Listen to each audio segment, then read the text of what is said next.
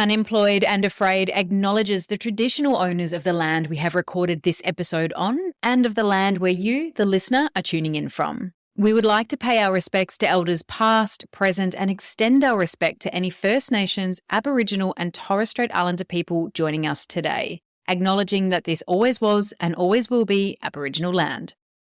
Welcome to Unemployed and Afraid, a podcast that explores the glorious mess of building your own business with the people doing it.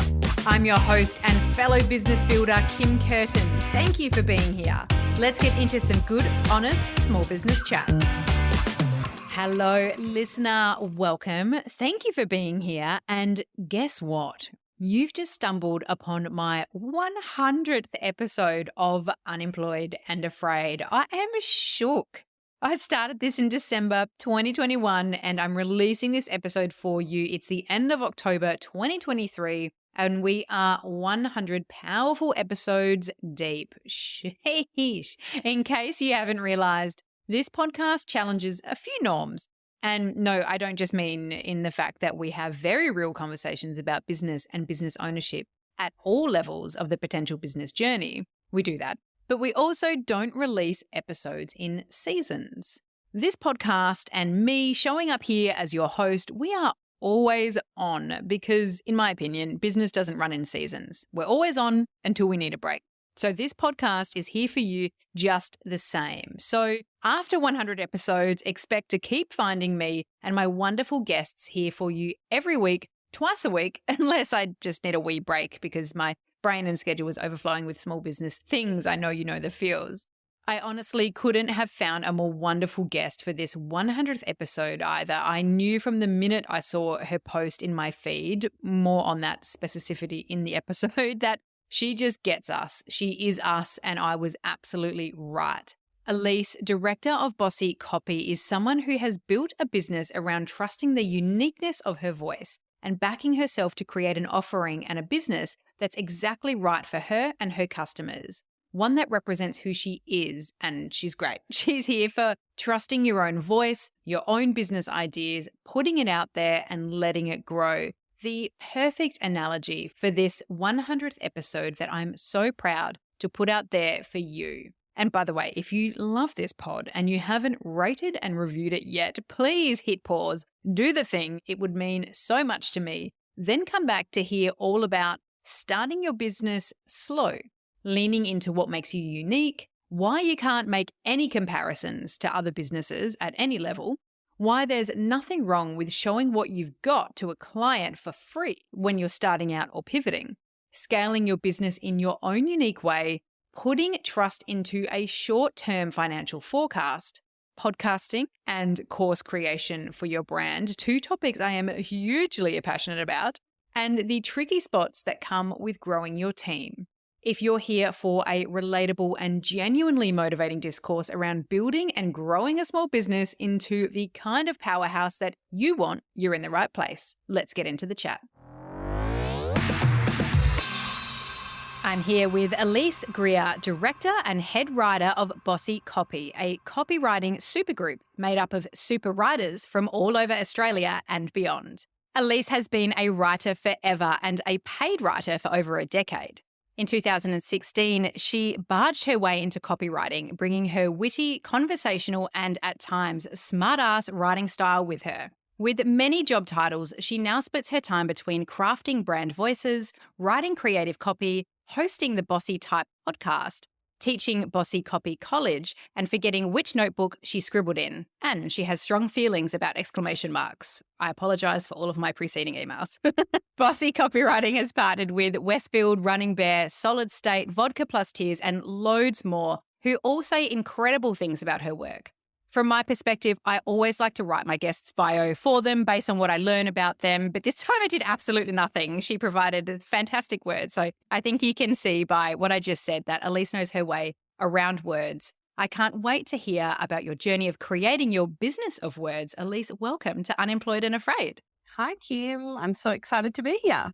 I am so excited to have you here. We spent a little bit too long talking about how much I enjoyed reading your website and everything that you write, because it's got a really beautiful mix of, the stuff that makes you laugh, just, authentic, real, good lols. So, big fan of your vibe. But Before we get into that, how would your husband and fairly recent colleague in Bossy describe you? Oh my God. Fucking annoying.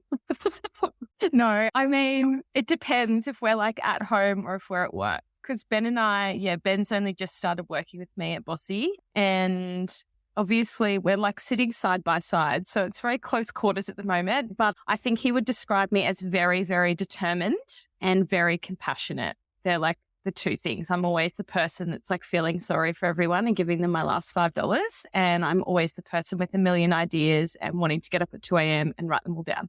I can very much relate to that. There is far too much on the to-do list and the post-its and the future board and all of those ideas. And congratulations for having your husband work with you and side by side. I'm sure that's been quite a journey. Listener, you can go check out a post that you posted recently that talks a little bit about what it's like. But yeah, very cool to hear. Thank you. Before Bossy was the thing, was your world, was your business, who were you? I was many things, to be honest. I've always been a writer, like you've mentioned in my bio, but I've always had this, like, I call it like a heated love triangle between me and words and clothes. So I have always thought I was going to do fashion writing. I studied journalism at uni in like the Stone Ages. So there was no there wasn't even blog. The only thing I studied was newspapers, TV and radio, and that's it. But I was pretty set on maybe working at a magazine. So I thought I would go and do that. And then when I moved to Melbourne when I was 21, I actually kind of fell into styling. So I was a stylist and I was still doing freelance writing as well, but I was kind of torn between the two for pretty much my whole 20s before I even started Bossy. So yeah, there's always been this little pull, but I'm definitely more about the words now. What do you think drew you to words in the first place? That's a good question. I've always just been obsessed with words. Like even when I was a little kid, I was the person that was like, I would write trilogies. My mum still has them at home and they're like on foolscap paper and they're all stapled down the side. And I would have the illustration on the front cover. So I thought maybe I was going to write books, but I've always just loved reading and writing. And then as I got to high school, I just started thinking, how can I turn it into a job? I don't know. I've just always really, really liked it, but I'm not really sure where it came from.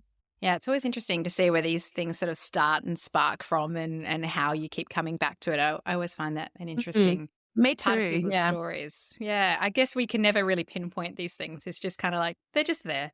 Yeah, I've always just really liked writing. I don't know, it's strange. But people often ask, were you like an entrepreneurial person? Did you have stalls when you were young? And did you know you were going to start a business? But yeah, I don't. There's like little flashes of that. But I think when I think about writing, I've always been writing ever since I can remember. So I just don't even remember when it started. When did it start becoming a job for you? Probably when I moved to Melbourne. So I'm originally from the Gold Coast. And when I left the Gold Coast, there wasn't really much opportunity, especially if you studied journalism. Now there's a lot more. But back then, I think you would have had to move to Brisbane or move to another city if that's something that you wanted to pursue. And so I moved here not just because I finished uni, but I had my sister was moving. My boyfriend at the time wanted to move. So we were like, yep, fresh start, let's go. And it was funny that pretty much the moment that I got to Melbourne, there was like opportunities kind of falling in my lap. So I just got a job in retail when I first arrived, didn't really know what I wanted to do, wanted to find some friends, but that's when blogging was starting to take off. And so that was really my first like paid role in writing, because if anybody remembers Blogspot, which was this like blogging platform, it was iconic at the time. And basically you could just like set up your own blog, you could design it, you could name it, and you could talk about whatever you wanted. And I actually got a role with another platform. It's a little bit hard to explain, but basically they would pay me probably like $5 a month, but still I was paid. And that was to just write like 30 blogs a month, basically. So I would go to work and then I would come home and I would write like one massive blog post every single day to earn my peanut salary. But it was more just to kind of like get my foot in the door. And then they would send me to Fashion Week and I would report on trends and things like that. So again, it was always like writing about fashion. And then, I kind of strayed a little bit when I started doing styling, and I would just do freelance writing on the side. But it was pretty much from about 21 that I was just doing OG fashion blogging. Was definitely my first paid gig, I would say. It does just sound like the first version of Emily in Paris. It just Yeah, sounds like such a fun thing to be doing, just it being was. amongst all that fashion and being able to come back and write on it. Was that sort of the stage, do you think, that you started to find your personal style? Because your personal style and what comes through, Bossy as a business as well, is it's very distinctive. It's got a very unique tone. It's very relatable and fun, and it's got an energy to it without being silly in any way. It's just like, it's just great. So how did you find your personal style? Was it through that process? Yeah, I think so. I think when I started writing all of the blogs, I just noticed that my writing style, I would basically just like write how I talk. And even today, people will often say to me when I'm reading one of your captions, I feel like I can hear your voice in my ear. So even when I think about my very first blogs, it might have been about like, it was 2010. So it was probably about scrunchies or something being a trend or neon. And so when I think about that, I would just write how I would speak, but I would always, always, always kind of have an interesting entry point to the trend. Like I would always try and apply a creative story or a creative angle to convince people to start reading. And that's something that I'd still do now. Like if you read some of my Instagram captions, I always started off with a bang. There's always like an interesting opinion or an interesting story to kind of like grab people's attention and then get into the topic. And I think even back then I was on reflection doing the same thing, even if it was about a completely different topic. And then obviously just with more freelance writing and starting to write for different publications, I just honed that writing style. And then when I started Bossy, I sort of looked around and I didn't feel like my writing style was being represented in copywriting. There was a lot of cheesy pink copywriting businesses and there was a lot of traditional grey copywriting businesses. And I was like, where are the oranges and the bright blues and the swear words? And obviously there's so many more options now, but I felt like I fit somewhere in the middle of that. And yeah, so I basically wanted to try and transfer my writing style that I'd developed through all of my freelance writing and blogging and bring that into copywriting. I think so many business owners in particular doubt themselves, or potential budding entrepreneurs doubt themselves because they think, perhaps they want to go out and start a copywriting studio or a podcast or a hairdressing salon. And it's kind of like, oh, but there's so much that exists already. And then you just think about that generally. So how am I going to break in? I'm not going to be able to find clients, but zeroing in on what you bring to your profession and what you bring from your expertise and how you sound and how you come across and what you're all about.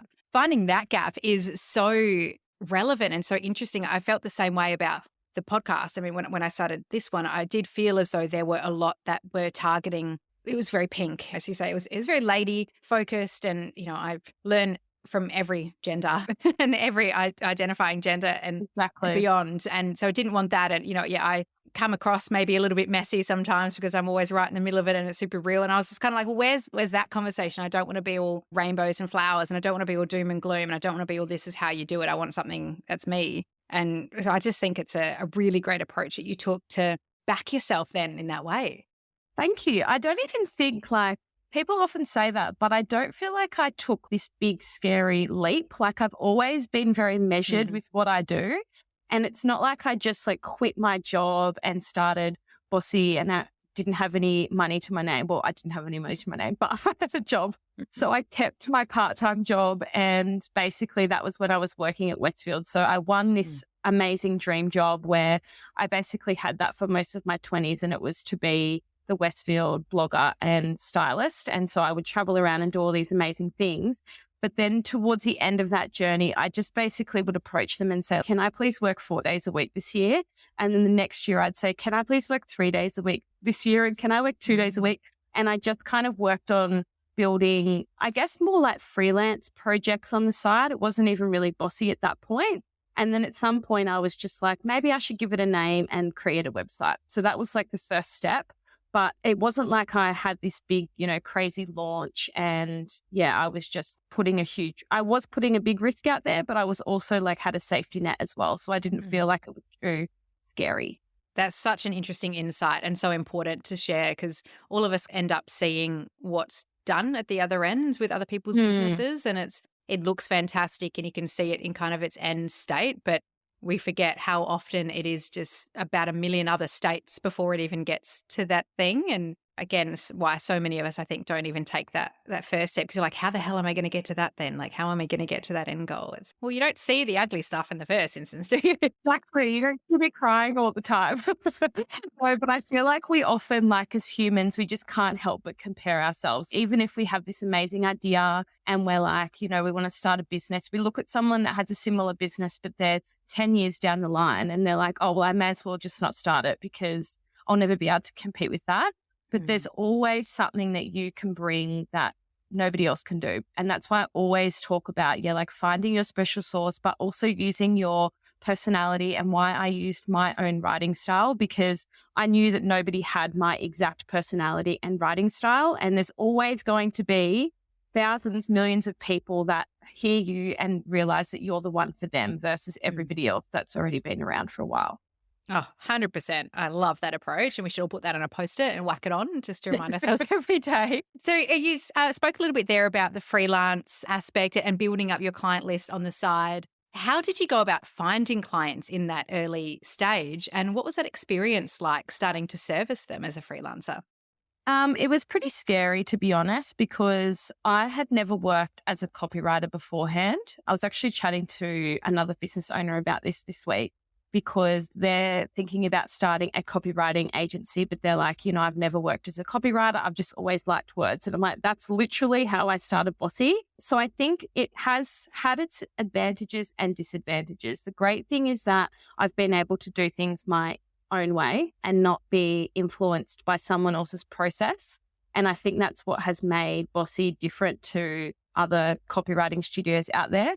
And the disadvantage is probably that I don't know if I'm doing it right, but I'm just doing what I want and hoping that it works. And so that's pretty much what I did in the very beginning. To be honest, I can't even remember how I got my first client, but one of my first clients was a Pilates studio that's actually gone on to be like quite a big franchise. And they were amazing at least like giving me a chance. But my entire strategy from when I first began was just blow the socks off someone. Like if you get a project, just blow the socks off them and they will either be back or they will tell someone about it. And that's generally what happens. So I think pretty quickly, it was mainly through word of mouth that I started picking up clients. And it wasn't that I was inundated with clients. Like it was a very, very slow burn. But because I had my part-time job, it wasn't too much of a stress to not know, when my next client was coming in. So I might only work on like one or two really small projects at a time. And then slowly I would just start getting random referrals. So pretty much even for the first, I want to say 5 years, I was really only getting clients through either word of mouth or someone telling a friend. I was really doing not much marketing. I had Instagram, but it wasn't really like a huge client draw card for me to be on Instagram. It was more just to set up my personal brand and Bossy as a brand. So I think for me, it was definitely more like word of mouth. I think it's a little seed or a little potential idea sitting in there, and what you just shared. And it's something I've been thinking about a lot lately is when we want to get to that level, up and up and up, and how we get there. And we're often seeking those like paid gigs that can prove our ability.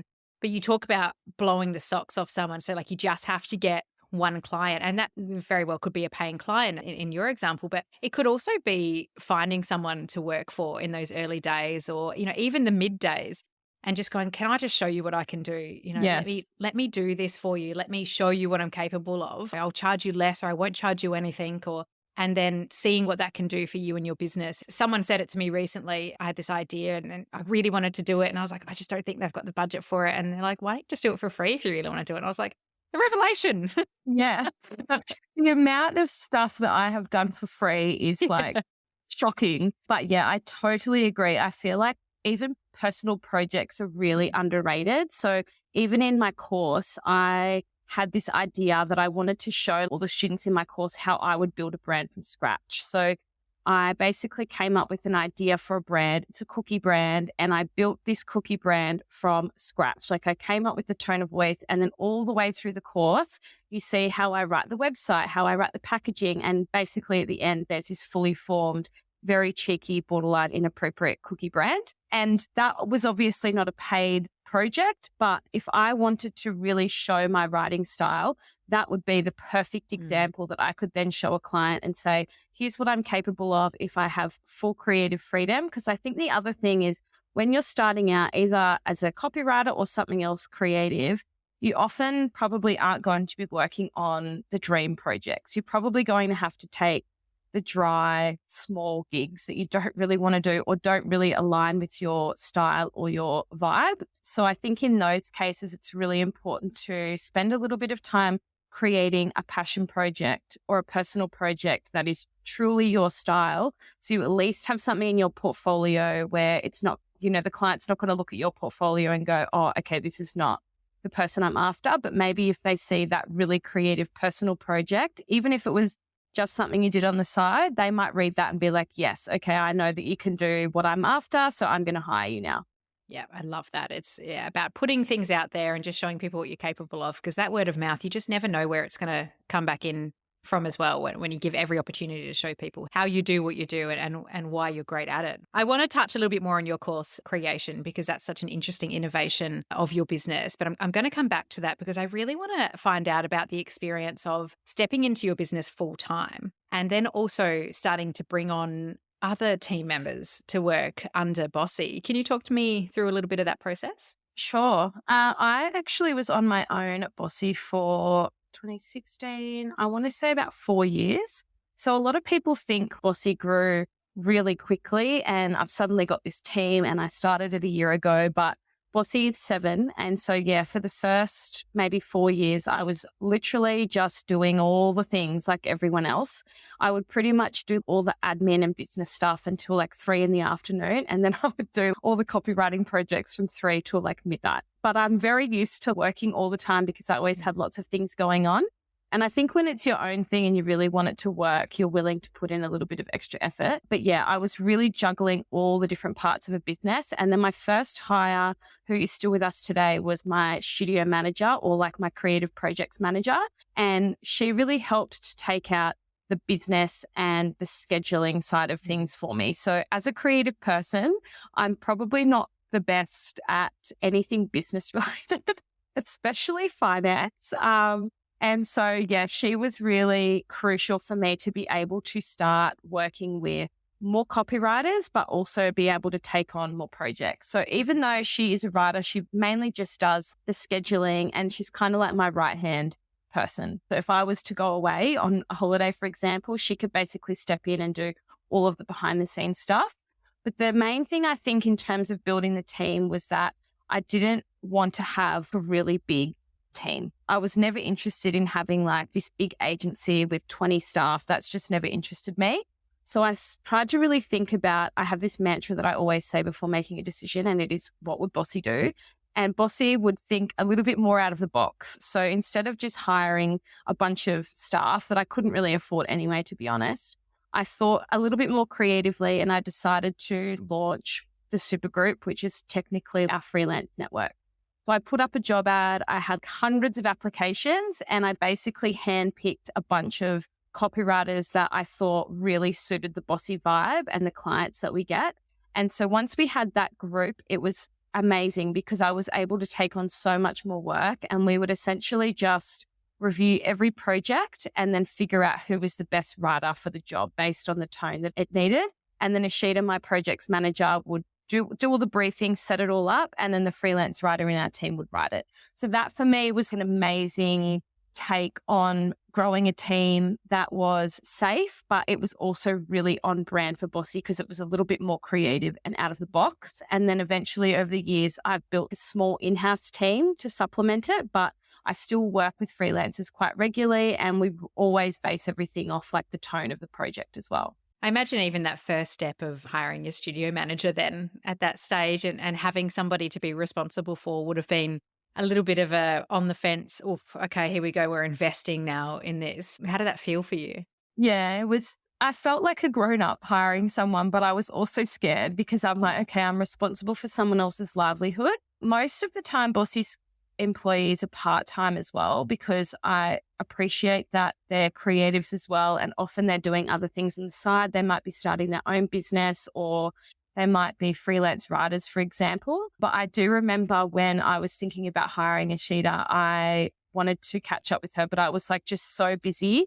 And I said, oh, maybe we can catch up on Friday. And she was like, oh, I've booked us a table at so-and-so for 3 p.m. on Friday. And I was like, okay, you're already making my life easier. You're hired. So that for me was kind of like, I really needed that support because obviously I was basically doing her job until 3 p.m. So I knew that I needed that person before I needed a copywriter. So I really had to think about it first. I've never been one to just like jump into a massive decision like that, mainly because I'm indecisive Gemini. But yeah, it's always been like a very careful decision that I make, whether to hire someone, grow the team and whatnot. The business administration side, I guess, raises a little bit of a question for me. I think about this a lot with service-based industries like yours, the experience of managing financials, but more specifically financial forecasting. So I imagine a lot of your work that comes through is project-based and it's, either a new brand who needs a tone of voice and a full rewrite or like a rebrand that's coming in. So I sort of imagine that it's a bit of influx and then kind of drop down with maybe some baseline. Can you talk to me a little bit about how you've learnt and how you manage through financial forecasting for something that isn't always predictable? That is such a good question. If I'm going to be completely honest, I live in perpetual fear that it's all going to disappear next month because, yeah, you're right. Everything is project-based. And just to paint like a very realistic picture, we always have things booked in for the next month or two. And then there's nothing because people, one, I think partly it has to do with people not really valuing copywriting. There's still a really big wall up about, what it actually is and do people really need to spend their money on it? And a lot of people think that they can do it themselves until the 11th hour, they realize they can't. And so a lot of people will reach out with like very minimal timeframes. And so we always do our best to fit things in. But I also just think being project based, things are always locked in for the next month or two, which is amazing. And I'm like, I can breathe now. But there's never anything like booked in long term, which is another reason I wanted to start the course. But I think it's just something that I have probably more mentally had to figure out. Like I can't really financially forecast as much as I'd like to, but it's more just telling myself things always pop up. Like they've been popping up for 7 years. There's never been a time where I've had nothing to do. This year has been probably our slowest year yet, but things are still coming in. So I feel like I just try and remind myself of that. And yeah, the course really helps because that's one thing that can create a little bit of like recurring revenue when copywriting is normally so project based. I'd love to hear more about the course creation and the spark of that. I know we chatted a little bit just before we hit record about the realities of how intense that can be. Tell me about what sparked that idea and how you approached it. So the course kind of came about because I was noticing that was a bit of a movement. Like a lot of people that I followed were starting courses and it just piqued my curiosity a little bit. But it was mainly because we would constantly get emails from potential clients that they might have been in their 20s or 30s. Actually, age didn't really matter, 40s, 50s, whatever. But they were all starting a business or they had an idea and they wanted to, have a really strong tone of voice. They also needed someone to write their website copy. They wanted to make more sales. They had this wish list of stuff. And I think they just kind of tipped over to the realization that copywriting was the best way to do that. And so when we would provide all of our packages, obviously Bossy is an agency, so our prices are going to be higher than, say, a freelancer. And so they would look at that and be like, this is my dream, but I can't afford it right now because I haven't even started my business yet.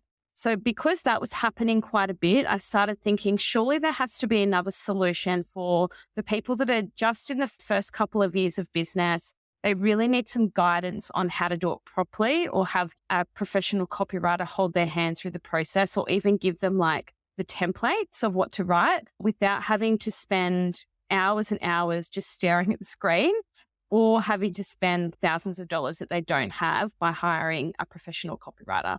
So that's what sort of planted the seed. And then I just started mapping it out, speaking to business owners that I thought would be a good fit and just going from there.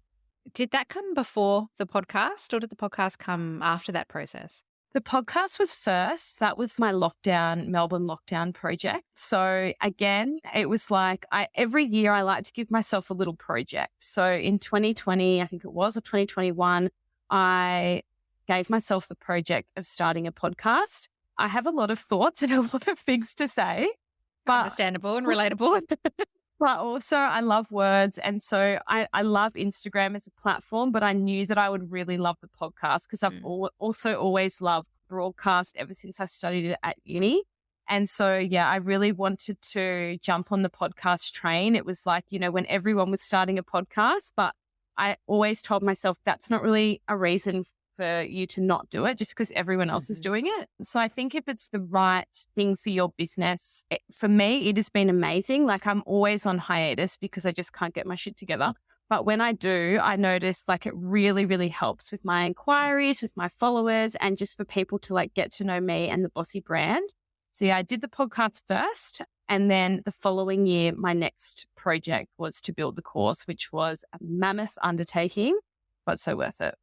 I love that. And I love to hear passion for podcasting because obviously like podcasting audio is my jam. I'm obsessed with it. But you raised such an interesting point around this discourse that does hold a lot of potential podcasters back of everyone starting a podcast. And I have this conversation with people quite a lot in work that I do outside of this podcast where I'm talking about podcasting all the time to brands or creators. And they're like, oh, everyone's started one. I just try to remind them, look, do you go around saying that everybody has an Instagram page?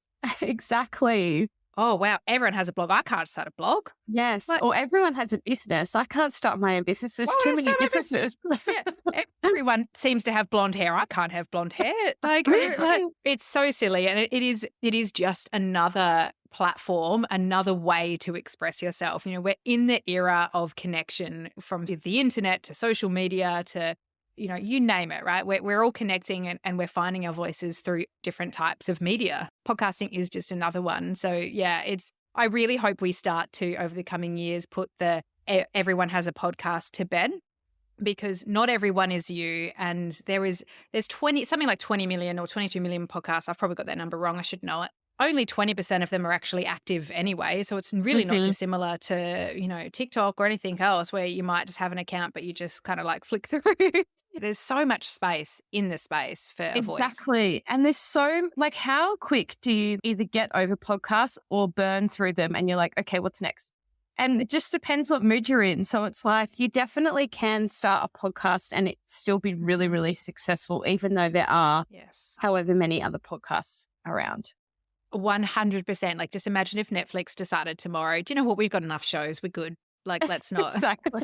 We'd all be so annoyed. So like, yeah, exactly. I'm 100% here for it. So much in the space and so much potential for brands in terms of lead magnets and profiling who you are in business and what you're about and what you can share. And hey, there's just so much in it. So I'm so glad that you push yourself to do it. And I think you do learn a lot through the process of doing a podcast as well. You kind of find your voice a little bit.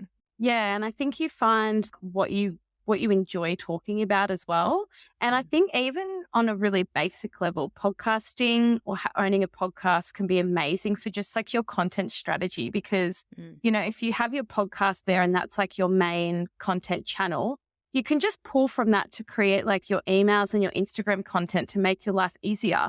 Whereas at the moment, like because mine's not up and running, I'm constantly like, oh, what email am I going to send out? What polarizing opinion am I going to talk about on Instagram today? So yeah, I think even just from a basic level, it can help you with like producing content and making your planning process a lot smoother and quicker. Oh, 100%. I love that. So course has been created. It took you quite some time, but you've got it out there now. How has it been going and what was the process like of delivering that content and putting it out to the world? Yeah, it was super interesting because I was freaking out because I thought, how am I going to teach someone how to write? It's not a skill you can just give instructions for. I feel like in a sense, I believe that everybody can write as themselves and write for their own brand if they've got a little bit of guidance. But I feel like people overthink it and they think I'm not a writer. I'm never going to sign up. But then I was also like, I don't really know how to unpack my process and I don't really know how to teach you how to write. Like you either kind of are confident with it or you're not. How am I going to change that? So what I did, and I know I mentioned this to you before, but basically I didn't want to spend a year building this course and then have nobody buy it. So basically I put like a bit of a plan together, the skeleton, like what they would learn, how much it was going to be. And then I just said, it's open for business. Like if there's like 10 people that want to join like a foundation round, here's how you can enroll. And I sold out of those 10 spots on the first day. So I was like, okay, there's obviously a market for this type of thing. And don't get me wrong, there's other copywriting courses out there, but I didn't want that to hold me back from not creating my own because I knew mine would be different. And so, yeah, we had this kind of like foundation round where I got lots of feedback about what business owners were struggling with. And I kind of built the course around all of that feedback and then delivered it every month or so, like drip fed the content through to this original like foundation round group and then officially launched it at the end of 2021. So I think the fear of not knowing how to unpack my process and how I would teach it was one thing that probably held me back and scared me the most. But again, I just thought, what would Bossy do? And I thought about a way that I could unpack each piece of my process and just focus on one thing at a time and like how I would enjoy to learn and what would be the most like beneficial and easy for someone to learn about copywriting. I love that approach of giving yourself a little bit of a grace period as well of let me just put this out there and see what comes back. And what was the feedback like from those 10 foundational students? Yeah, it was amazing. Well, one thing I did before that was I set up Zoom. So I was in a program that taught me how to do this by Stevie Dillon. And she recommended that we have what we call like market research calls. So I actually reached out and just said, like, if anybody is willing to spare 15 minutes of your time, I've been doing that again this week for a new program that I want to launch. But basically, I just asked them all the questions about like where they're at, what they're struggling with, what their pain points are. And that really helped me kind of design the course. And so I had that to go off. And then once the foundation round was in there, the one thing that I knew that it worked was that I was getting the copy from these people who were not copywriters. Some of them had like candle brands or some of them were like graphic designers, nothing to do with writing. And the copy that they were writing was copywriter level. Like I remember saying to some of them, this sounds like it's written by a copywriter. Do not change a thing. So that made me realize that, okay, I'm onto something here. The course, you can actually teach someone to write if you give them enough guidance. Like if you're giving them the step-by-steps, the frameworks, giving them lots of examples of things and really unpacking things step by step, it can definitely be done. And also just like encouraging people to really think out of the box. Like it's a creative copywriting course. It's all about building a really bold, standout brand, coming up with a strong voice and being super creative with your copy and using that to create more sales and more followers versus I'm going to teach you how to use sleazy sales tricks to get more sales. So I just, again, tried to stay in my lane. I wasn't influenced by other people and I just kept going with that, stuck to my guns and taught people that way instead. So yeah, the feedback has been amazing, which is really, really exciting. And it's kind of given me an idea for the next program as well. Is that anything that you're ready to share or is that in the secret Bossy folder? It's just an idea, but I've been talking about it on Instagram. And so when I posted that very controversial post the other day about everybody being a 15-figure CEO and flying a private jet and having nothing to do all week. And for the listener, that is actually how I found Alyce through this post that resonated so deeply with me. I was like, yes, why all of a sudden are these people, like these super successful people coming out and I've got these 7-8-figure businesses that I've never seen or heard of and they just don't seem to be doing any work. How is this happening? So yes, it is a great post. Thank you. It's pinned to my profile if anyone wants to check it out. But basically, I had this little seed of a new program idea, more so kind of like the next level up from Bossy Copy College, which is for, small business owners that need a bit more coaching. So I was really resistant to go down the coaching route because of this whole, I can help you make $6 million in 6 days conversation. But then when I posted that post a couple of weeks ago, the feedback that I got, the amount of people that were commenting, sharing, liking, DMing, I was like, okay, I feel like this has legs here because there's obviously people that feel the same way as me. They're not interested in building a business where they can make $1 million an hour.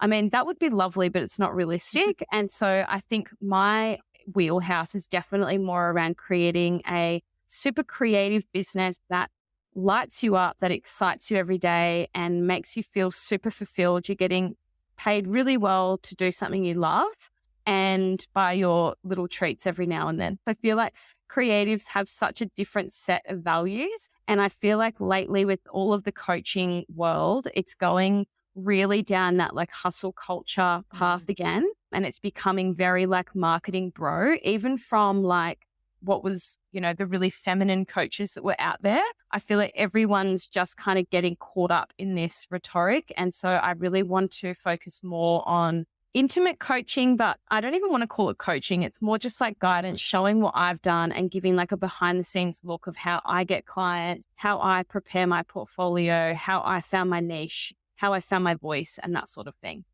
I love this. And I love this approach. It sounds really, really interesting. There's a great article doing the rounds at the moment, and I'll probably butcher the core of what it's about because whenever I try to recall something, it just seems to like fly off into the abyss. But this kind of need to shift from, or this kind of mood to shift from the unicorn to the elephant.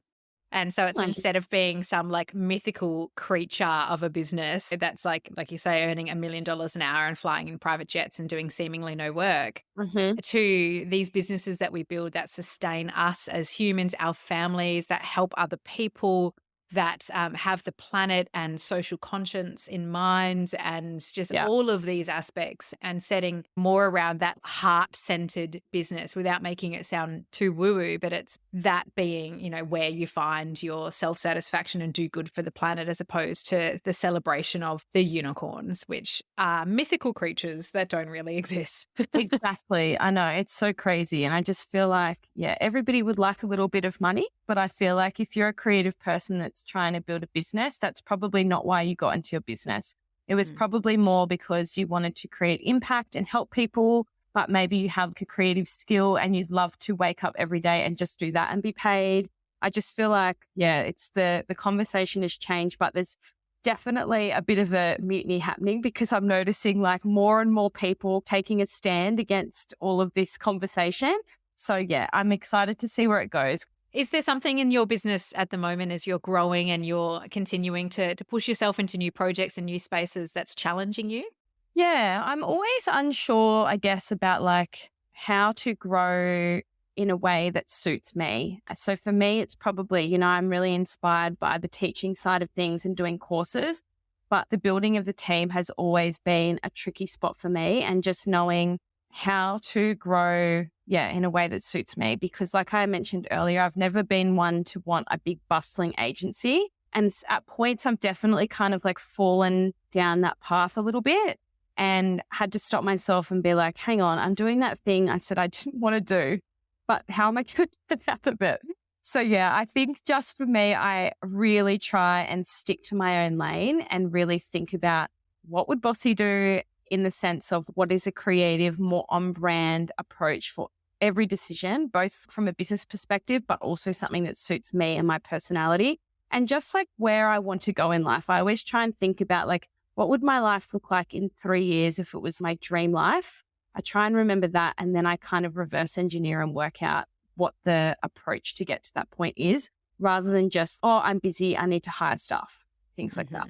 Alyce, I mean, you have shared so much incredible insights today, and you have built something really interesting. And I just want to bring it back to the fact that you've done it because you trusted your own voice enough to put it out there and then start to grow it and then start to share it with people and finding your lane, as you say. And you share it so well. And I think it's going to be a really impactful learning for anybody listening who spends too much time scrolling on Instagram or TikTok and seeing what everybody else is doing and then inadvertently sucking that in as an echo chamber and letting it affect who you are and your voice. So I think it's been really generous to share your story in the way that you have today. So thank you for that. My pleasure. My final question for you is, how can the listener and I support you to keep growing your business? What can we do for you?